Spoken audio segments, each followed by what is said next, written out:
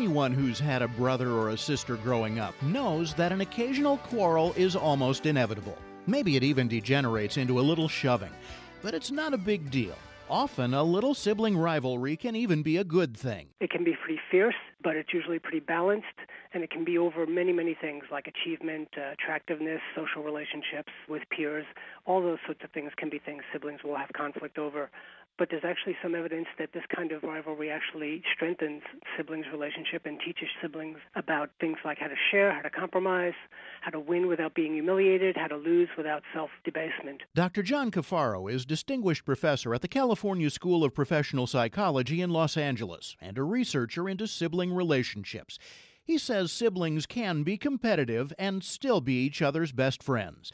But for a lot of children, a brother or a sister becomes more than a rival. They may be a perpetrator of abuse. It starts often with what we call psychological maltreatment, or what's more commonly known as teasing. Teasing is probably learned in the sibling dyad first. If you have a brother or sister, that's probably where you learned how to tease or to be teased, because it's very common. But it can proceed very quickly from there to things like ridiculing, or insulting, threatening, and even terrorizing a brother and sister. The abuse primarily started around 4 years of age when my mother got pregnant with her last child. My sister was put in charge of me, and she was basically supervising me, doing a lot of parental things that a parent would do, and she was an overwhelmed child. That's Nancy Kilgore, a trainer in PTSD who describes nearly 15 years of abuse at the hands of her older sister in her book, Girl in the Water. It escalated, and the majority of it was emotional, and being told that I was stupid or inferior, or that I really didn't belong to my family. I was adopted. And around 10, I went into severe physical abuse by my sister when my mother would go to the grocery store. And I was tortured at that point, and I was physically, sexually, and emotionally abused at that point in my life. Unfortunately, Kilgore's terror is far from rare. Cafaro says sibling abuse is more common than parental abuse and domestic violence combined. He says between 30 and 50% of children endure it at some point. Psychologically, it's a jarring betrayal for a child to be abused by a family member, but most parents pass it off as normal sibling rivalry. They don't see the worst of it, the older sibling beating up or terrorizing their younger brother or sister. We hear it all the time, like, oh, well, it's normal for your brother to pick on you, or it's normal for your sister to tease you. And we dismiss all of this, but there can be very long-term consequences for self-esteem and the interpersonal competencies that someone builds in relation to this. Dr. Mandy Morrill is Assistant Professor of Psychology at Valparaiso University. She's also done research on sibling abuse. There's a lot of denial that happens because I think that's a really hard thing for parents to get their head around, that one of their children is harming another. There's a lot of emotional trauma that parents go through when they're trying to face that and deal with that. There's not really anywhere to reach out for the parent. There's no crisis lines for this. There's no parental health support groups for this. Many parents don't want to see it, and when it is brought to their attention, they deny it. And she basically wanted us to be happy little girls, and she didn't teach us how to deal with conflict and competition between each other. And when I would go and tell her that things were happening, she basically dismissed what I was saying and diverted me to another task or whatever. And so I stopped talking. I stopped going to her. That makes parental attention, or the lack of it, a key factor in sibling abuse. Often sibling abuse can happen if parents are paying attention. So we see in most of the more extreme cases of sibling violence that either parents are either physically absent for a lot of the time and perhaps leave one older child in the care of a younger, or parents may be there, but they may not be emotionally or attached in a sense. They may not be in tune enough with their children to really know when there are problems and to intervene appropriately when there are problems. So the lack of supervision and the lack of appropriate attention and caretaking is a big, big risk factor for the development of sibling abuse. Especially if they're not paying attention, many parents simply can't fathom any reason that one of their kids would abuse another. They wouldn't see an older child's resentment when their place as the shining star of the family is usurped by a new baby. Parents may not know a child is being bullied at school and needs to reclaim their power at home.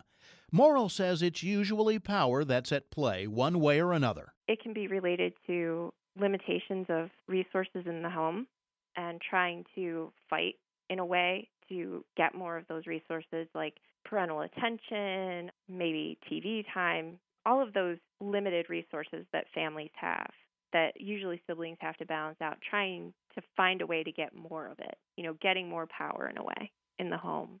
Another thing that tends to happen is when a sibling takes on a parentified role. A lot of households are trying to make ends meet and have parents or guardians who have to work quite a bit. So an older sibling may be put in a parentified role. They may become resentful of that and take it out on their brothers or sisters. What happens oftentimes in terms of how it escalates from there is that parents will intervene in a way that suggests that one child is being blamed and the other child is being deemed innocent. And that kind of intervention can actually do more harm than good, because once children are fighting over something like parental love, the violence gets much more intense very quickly. Children will do all kinds of extreme things if they believe that what they're fighting with their brother and sister about is over the affection or the attention of a parent. Obviously, that has implications for how parents should intervene when it appears one child is abusing another. The key is doing something about it at the right time. Not so early that it's an overreaction, and not so late that one child's already suffering from mental or physical damage. If parents are paying attention early and discover this kind of behavior with their children quickly, then it's a lot better if parents can actually teach the children how to resolve their conflicts rather than intervene and interrupt it themselves. You might create consequences for both children until they discover how to resolve the conflict, but it's much better to hand the responsibility back to children in the beginning so they learn conflict resolution skills. You might have to monitor that resolution at first, but that sets up a template where children actually learn something about how to resolve conflict rather than look to parents to solve their problems. Kilgore advocates weekly family meetings where kids can bring up anything and be heard. She says no secrets should be allowed in the family. And Cafaro says parents need to look for red flags like these. If one child is always getting hurt and the other child is always doing the hurting, that's a big red flag. Sometimes there are the more subtle red flags that come up for parents, but they don't necessarily pay attention to them. Like a child will just repeatedly tell them that they are afraid of or being hurt by their brother and sister, and a parent might ignore that or just blow it off as, again, kind of normal horseplay. When your children are reporting to you that something is bothering them and something isn't okay, not to just dismiss it. Now, that doesn't mean every time a child comes and says, Susie made fun of me and made me cry, that you have to make a huge deal of it, but also not dismissing it, making the children feel that they're going to be heard and that it's safe to tell them. And also noticing if there's a pattern. If you have a child coming to you frequently and telling you that things are happening more and more, if you notice things like you have a child that doesn't want to be alone with another sibling or seems to be fearful around another sibling or is trying to avoid another sibling, if you have siblings that are sharing a room and one of the sibling dyad doesn't feel like they want to go to sleep, that could be a sign of a problem as well. However, if a parent does uncover abuse, especially severe ongoing abuse, Morrill says stopping it can create unique problems. As a parent, what are you going to do? Are you going to turn your child in? There's a lot of fear. Well, if I go and try to get help for this child of mine, are they going to get family services involved? Are they going to take my children away? Am I an unfit parent? So a lot of times it's also the case that parents just don't know where to turn. They don't know how to handle it, and they don't know what to do. So it's a different kind of abuse that's happening, and we don't really have an infrastructure set up to deal with it. Cafaro says therapists often have difficulties with these cases as well, because the abuser may not be removed and may still be living in the family with his victim. The child who's in the quote-unquote offender role, the child who's doing the aggression, doesn't always get removed from the home or leave the home. So the treatment has to include that child and the family as a whole. That requires generally a more integrative family-based approach, which a lot of clinicians aren't necessarily prepared for, because it's a lot easier to sort of work singly with the victim or singly with a parent, let's say. So difficult in the sense that one of the first challenges for the clinician in this kind of a case is to actually try and get the parents on board, and you might spend a number of sessions addressing with the two parents strengthening their leadership skills in the family and going over rules in the family and going over how those rules get enforced or don't get enforced, and then addressing any barriers to those enforcement deficits that you discover in the therapy or in the treatment. Often, kids who are survivors of sibling abuse feel they have no place to turn. They have to silently endure it and wait for the day they can move out. But abuse leaves its scars. Survivors may suffer from PTSD, as Kilgore did. If you grew up with a sibling, they're your closest peer, and they have a huge impact on how you develop sense of self. So if that relationship is damaged or unhealthy, that's going to have a very big impact on your coping skills, your self-esteem, and again, like how you relate to others, those interpersonal competencies. But in spite of that, survivors of sibling abuse may find it difficult to seek psychological help as adults. There's little support of the kind that's available to those who've suffered abuse at the hands of a parent or a partner. There's a lot of guilt and shame associated with it that isn't present with other types of abuse. A lot of self-doubt, like, well, was I really abused? Nobody ever talks about being abused by a sibling. Am I blowing this out of proportion? So a lot of normalizing has to happen when you're treating, just to sort of get the person in a place where they understand that it wasn't their fault and what happened wasn't okay. Morrill says survivors need to figure out how much responsibility they apportion to their parents for not seeing or doing anything to stop the abuse. They need to decide if they ever want to have anything to do with their sibling ever again. Either way, there's an emotional cost.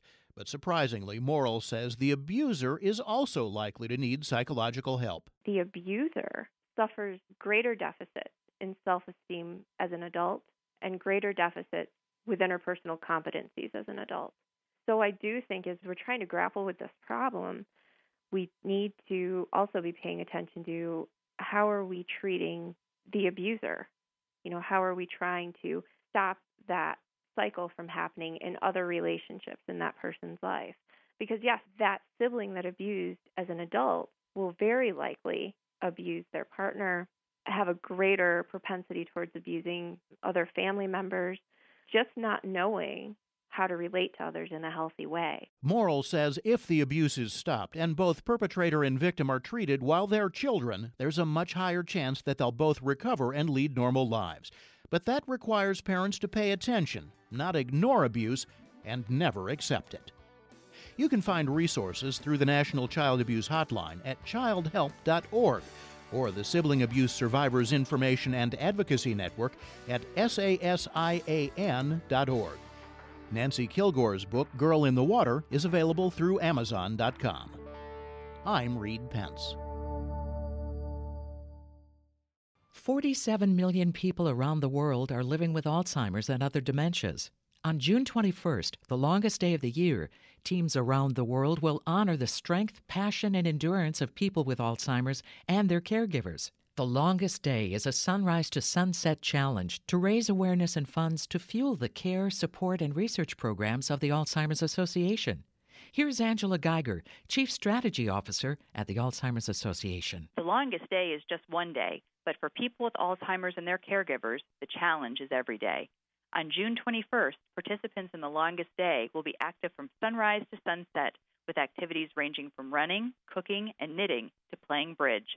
Participate or donate to show those facing Alzheimer's disease that they're not alone. The longest day is part of Alzheimer's and Brain Awareness Month during June. To make a donation or learn more, visit alz.org/thelongestday. That's alz.org/thelongestday.